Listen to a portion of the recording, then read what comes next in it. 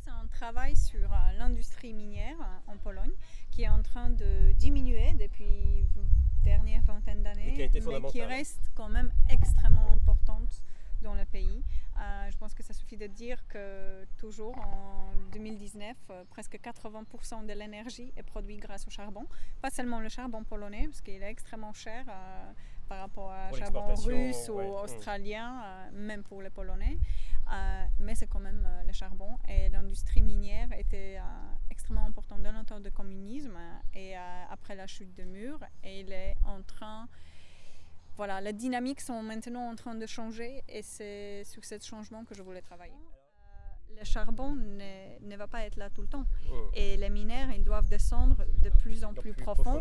Ça devient de plus en plus dangereux et de plus en plus cher.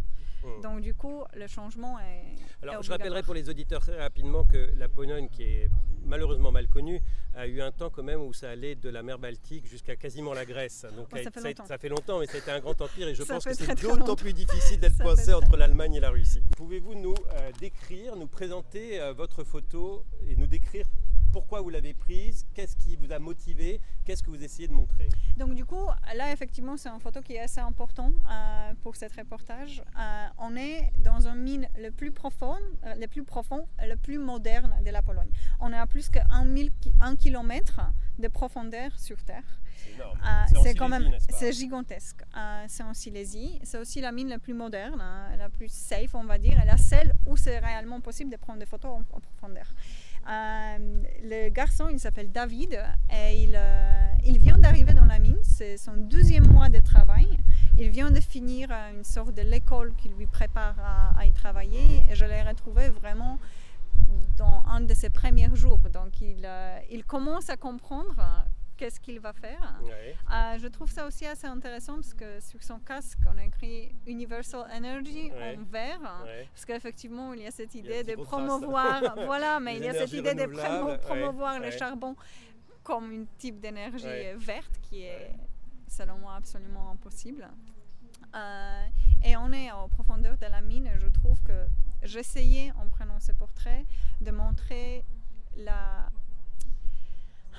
la fatigue, mais aussi le bruit, le charbon sur son peau, le sueur, la fatigue qui est liée à ce travail.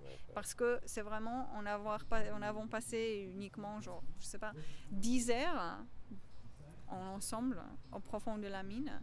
Je comprends tout à fait pourquoi ces mineurs, ils demandent les traitements différents parce que c'est un travail qui est extrêmement dangereux et extrêmement difficile. À propos de transpiration et de douleur, Kasia, je crois que votre prochain travail porte sur un sujet extrêmement complexe qui déchire un peu les gens en fonction de leur point de vue notamment religieux, qui est la question de l'avortement, n'est-ce pas? Oui. Qu'est-ce que vous allez essayer de montrer? Depuis 3 ans, je travaille sur un sujet lié aux conséquences humaines, lié aux restrictions à l'accès à l'avortement dans le monde. Donc je travaille dans le pays où la procédure est complètement illégale.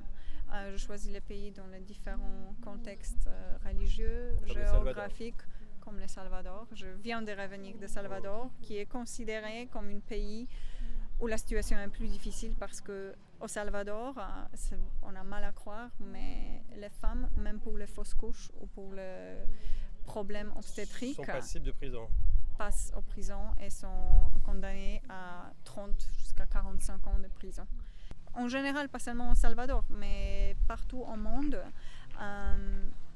les femmes et les gens qui souffrent, c'est les gens les plus vulnérables, c'est les gens pauvres et mal éduqués. Et pour moi, je travaille sur la question d'avortement, mais en réalité, je vois ça comme une sorte de pic d'une montagne qui parle de manque de l'éducation sexuelle, manque de l'éducation en soi, manque de l'accès à la contraception.